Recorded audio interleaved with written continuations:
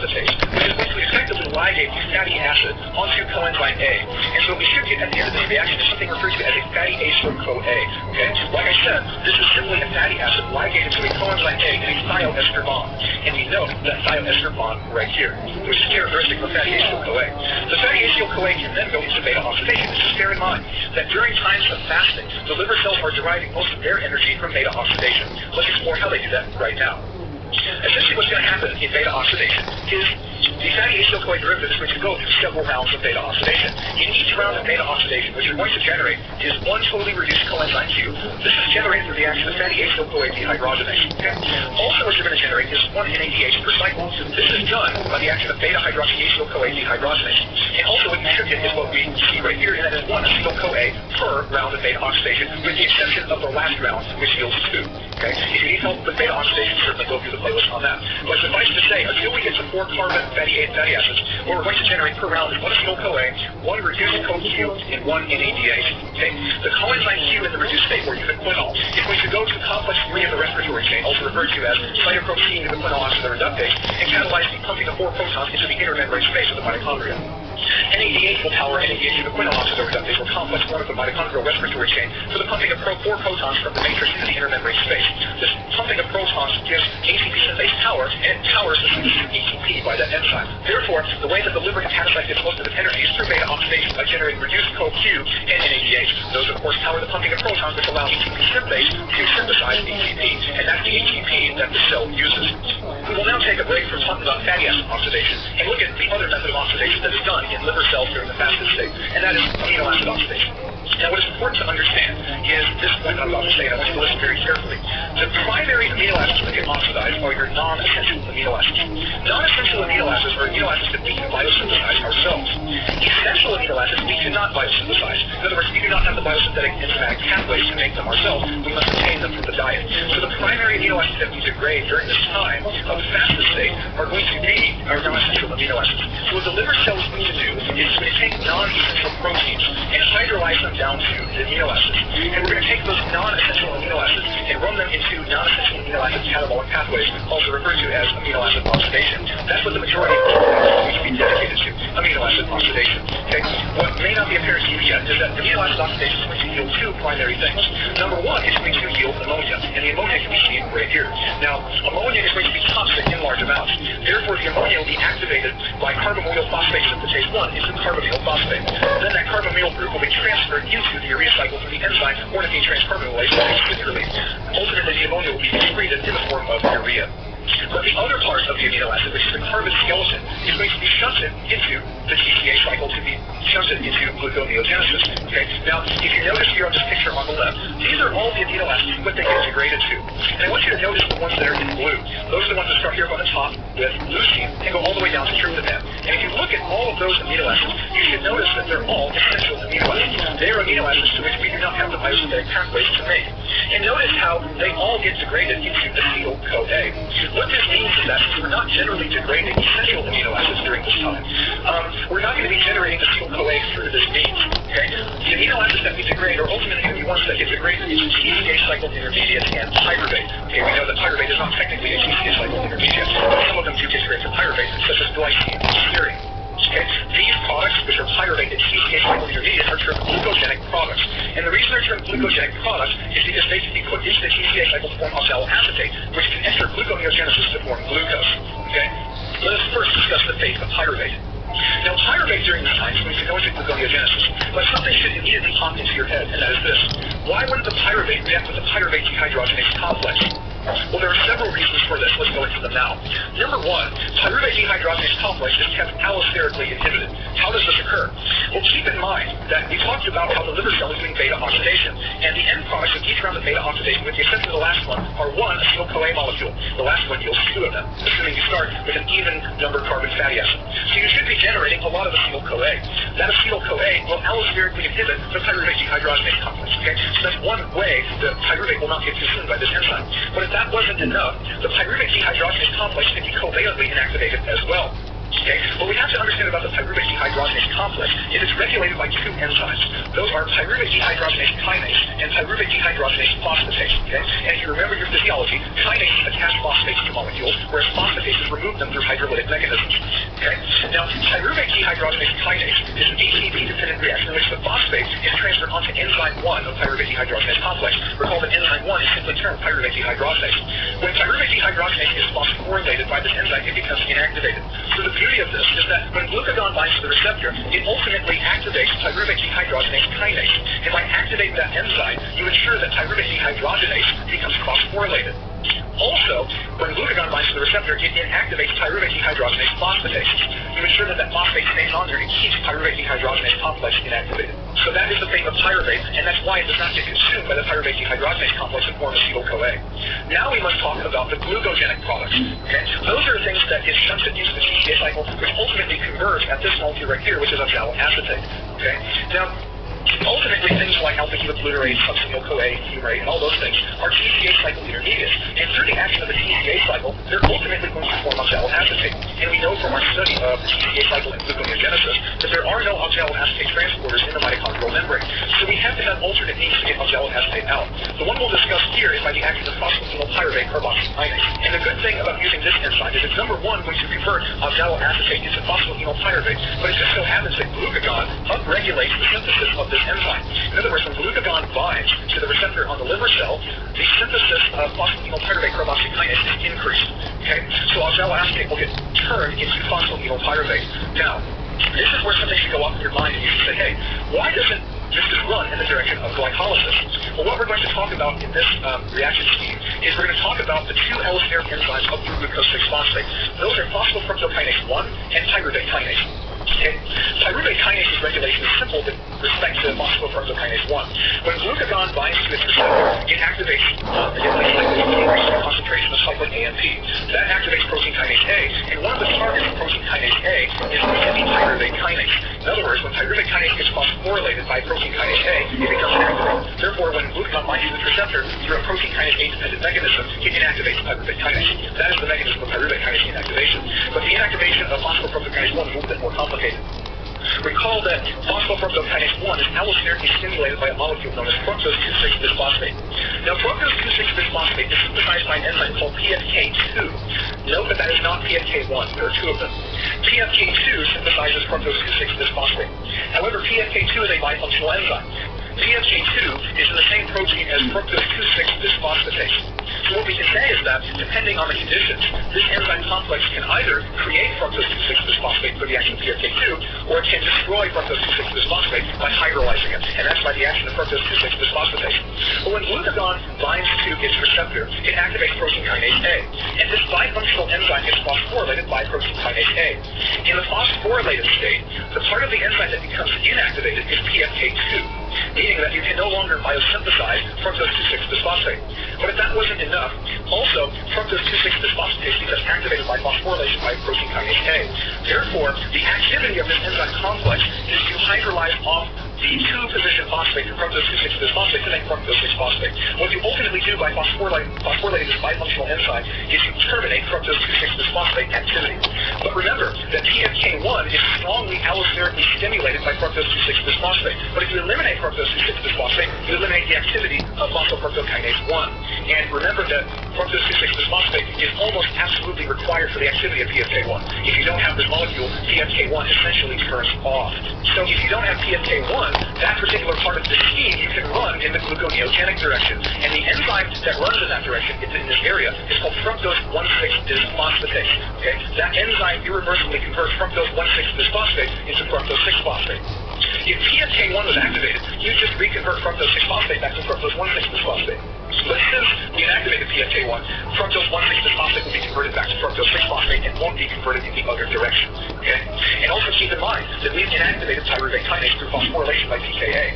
So we effectively can now convert phosphoenolpyruvate into glucose 6-phosphate. Okay? Now bear in mind that those glucogenic products that we produce through amino acid oxidation get converted to oxaloacetate in the TCA cycle. So it can be turned into oxaloacetate and then be converted into phosphoenolpyruvate by mitochondrial phosphoenolpyruvate carboxykinase. Then the phosphoenolpyruvate can be moved from the mitochondrial matrix into the cytosol where gluconeogenesis can happen. And since these two allosteric enzymes are inhibited, we can now move in the gluconeogenic direction. And basically, by the Chevalier principle, if we load our system up with PEP, we'll force all of the reactions to go toward glucose 6-phosphate. The last reaction is going to be by glucose 6-phosphatase, which cleaves off the phosphate through a hydrolytic mechanism, and glucose gets dumped into the bloodstream. Now, there should be another burning question in your mind, and the question is this: why doesn't the acetyl-CoA just go into the TCA cycle? Well, the reason has to do with oxaloacetate. Think of it like this. The oxaloacetate that we're generating through the TCA cycle through glucogenic products is being constantly shunted into phosphoenol pyruvate synthesis. And ultimately, that carbon skeleton is leaving the mitochondrial matrix and into the cytosol for gluconeogenesis. In other words, we're taking oxaloacetate out of the system. We're creating it and then removing it. So this enzyme that would normally be positioned right here, this is citrate synthase. Citrate synthase has two substrates, acetyl-CoA and oxaloacetate. But like any enzyme, it has to have both of them to function. So even though we have acetyl-CoA through beta oxidation, because we won't have as much oxaloacetate, we won't have as much activity of citrate synthase. Okay? So by shunting oxaloacetate into gluconeogenesis, we lose it from the system and therefore can't run citrate synthase. But the acetyl-CoA constantly builds up and accumulates, so it has another phase. And that phase is to run into ketone body biosynthesis. And we will now look at that. Okay? The acetyl-CoA that gets generated is going to react with an enzyme called thiolase. However, in this direction, ordinarily the way you'll hear this enzyme referred to is acetyl-CoA-C acetyltransferase. What we end up getting is this molecule right here, which is acetoacetyl-CoA. Acetoacetyl-CoA is going to react with HMG-CoA synthase, and that's going to generate beta-hydroxy beta-methylglutaryl-CoA. HMG-CoA is then going to react with HMG-CoA lyase to give acetyl-CoA and acetoacetate. The acetyl-CoA that we generate here in HMG-CoA lyase can then go back up here to fuel another synthesis of acetoacetyl-CoA, so we help regenerate the cycle. Okay? But the acetoacetate that we generate here through HMG-CoA lyase is our first ketone body. The acetoacetate can react with two enzymes. One of them is called acetoacetate decarboxylase, which is going to remove carbon dioxide here and give us acetone. We won't deal too much with acetone here, but suffice it to say acetone is one of the ketone bodies that extrahepatic tissues can metabolize for fuel.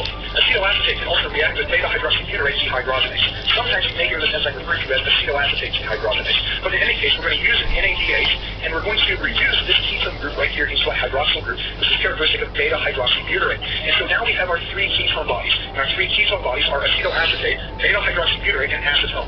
These ketone bodies can leave the hepatocyte, they can leave the liver cell, enter the bloodstream, and go to extrahepatic tissues to fuel them. So what have we seen up to this point? Well, we've seen that the major goal of the liver during the fasted state is to provide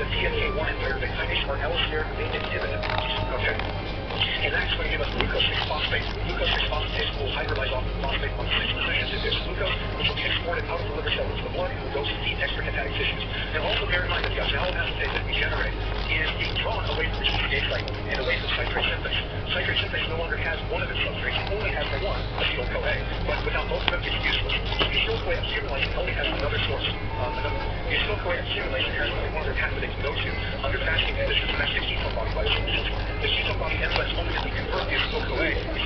acetate, beta-hydroxybutyrate acid, which gets dumped into the blood and goes extrahepatic basis to fuel them.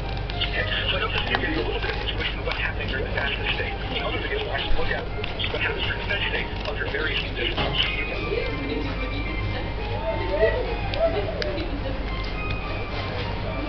This video is really sort of follow-up to the last video where we sort of expanded our knowledge about amino acid metabolism and the rest of the metabolism during the fasting state. So in this video, we're still going to be in the fasting state. We're still going to be in the fasting state. Okay, there we go. We're still in the fasting state. But what I want to do in this video is talk a little bit about astrocytes. Okay, we're going to talk about astrocytes. And if you're not familiar with what an astrocyte is, an astrocyte is something we refer to as a glial cell.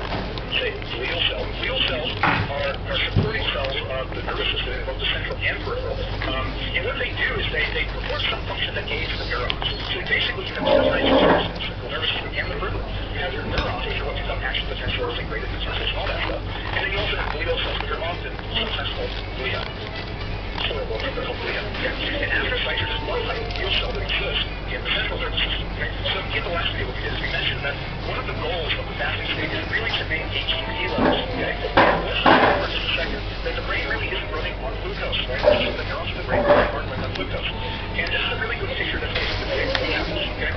So if we're, if you have glucagon present or cortisol present, all those hormones that tend to promote beta oxidation, we have released some fatty acids into the blood from adipocytes, right? You can certainly go back and watch the video on that. We have a video on that beta oxidation playlist. And so there are enzymes. And whenever there are certain hormones that get released, and some of them certainly are glucagon, cortisol, and things like that, you get free fatty acids into the blood. And that's what this FA is doing, free fatty acids. And the free fatty acids will be pumped from the blood into astrocytes. So this dark yellow here, this cell is an astrocyte. And astrocytes like this are glial cells, and they're in direct contact with neurons. So this cell, this is purple, this cell right here, this is a neuron. This is a neuron, and astrocytes serve the neurons by giving them food. They give them nourishment. Okay? So we mentioned that the liver was one of the organs, because hepatocytes are one of the types of cells that perform ketone body biosynthesis. But it turns out that astrocytes do it as well. Okay, so let's talk about one group of ketone body transfer into the neuron. Okay? One thing, this is the most complex thing to do, is that the fatty acids are actually uptaken from the blood into the astrocytes. You notice that the arrow right here, the fatty acid, is pointing directly into the astrocyte. Right? In other words, the fatty acids can be uptaken into the astrocyte, and then we have the physiology from there. If you need the physiology and the biochemical pathways, I recommend that you go back and watch the previous video. We go into that. But the fatty acids, recall, get activated by fatty acyl-CoA synthetase, right? And that's an enzyme that burns an ATP, and you end up getting a fatty acid ligated to coenzyme A, right? And you get a fatty acyl-CoA, right? That's the name fatty acyl-CoA synthetase. And then that activated fatty acid can then go and react with a series of more enzymes that get saturated, which are fatty acyl-CoA dehydrogenase, phenyl-CoA hydratase, beta-hydroxyacyl-CoA dehydrogenase, myols, and that ultimately gets this guy, which is acetyl-CoA, right? And that's the ultimate goal. But what the astrocytes can do is they can actually convert the acetyl-CoA through a series of steps. We call that you have another fibrous that converts to acetyl-CoA, and then HMG-CoA synthase uses HMG-CoA, so this would be HMG-CoA. Certainly go back and watch the previous paper that's from friends trying to remove this. And then this can react with HMG-CoA lyase, which gives you acetoacetate, right? Acetoacetate is one of our ketone bodies. And we also have other ketone bodies. The main one that we're going to use for fuel, or at least what we should use to make fuel, would be acetoacetate, right? Beta-hydroxybutyrate. And recall that these are equal different with each other, but the main one that we're going to be using for fuel is this guy right here that I'm going to circle, and that's acetoacetate. Right? So that's our ketone body. So actually what the astrocyte can do is it can synthesize acetoacetate and beta-hydroxybutyrate. And it can actually shut the ketone bodies into the neuron. This is our neuron, right? It can shut it into the aberrant neuron, which is shown here, right? And so there, the aberrant neuron can use the ketone bodies to put into to make acetyl-CoA, right? And so is that right here. It's taking a ketone body and putting acetyl-CoA, right? So in other words, what it's doing is taking, right? It's taking the acetoacetate and combining it to coenzyme A. Remember, it takes acetyl-CoA out of the CCH, right? You get out the succinate, right? You get out the succinate, and then you should get acetyl-CoA. You should get acetyl-CoA, right? We saw that in the previous video, acetyl-CoA. And then we react that with thiolase, right? This is thiolase. Then we should get to acetyl-CoA, right? And the acetyl-CoA then can be something into the TCA cycle of the neuron. So let's briefly say what we just did again, without the instructions. Okay? We're taking free fatty acids from the blood and moving them into the astrocyte. Then the astrocyte can take the fatty acids, activate them with fatty acyl-CoA synthetase, run them through beta-oxidation to make acetyl-CoA, right? Then the acetyl-CoA can go into ketone body biosynthesis to make ketone bodies. Then I can follow the arrows, this guy right here, and the ketone bodies can then go from the astrocyte into the neuron, right? In this case, it's the aberrant neuron. The aberrant neuron is which is shown here, right? And it goes to the A-parent neuron, and it gets converted, assuming you start with acetyl back to acetylcholine, then you finalize back to acetylcholine, and then those go and react with citrate synthase in the TCA cycle. Okay? So that's one process by which we can actually generate